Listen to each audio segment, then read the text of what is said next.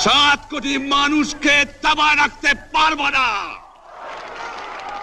আমরা যখন মরতে শিখেছি তখন কেউ আমাদের দবাতে পারবে না। যে পর্যন্ত আমার এই দেশের মুক্তি না হবে, খাজনা ট্যাক্স বন্ধ করে দেওয়া হলো, কেউ দেবে না।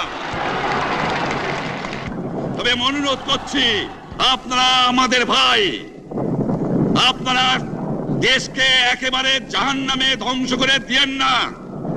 জীবনে আর কোনোদিন আপনাদের মুখ দেখা দেখি হবে না। যদিও আমরা শান্তিপূর্ণভাবে আমাদের ফয়সালা করতে পারি, তাহলে অন্তপক্ষে ভাই ভাই হিসেবে বাস করার সম্ভাবনা আছে। সেই জন্য আপনাদের অনুরোধ করছি, আমার এই দেশে আপনারা মিলিটারি শাসন চালাবার চেষ্টা আর করবেন না। দ্বিতীয় কথা, প্রত্যেক গ্রামে, প্রত্যেক মহল্লায়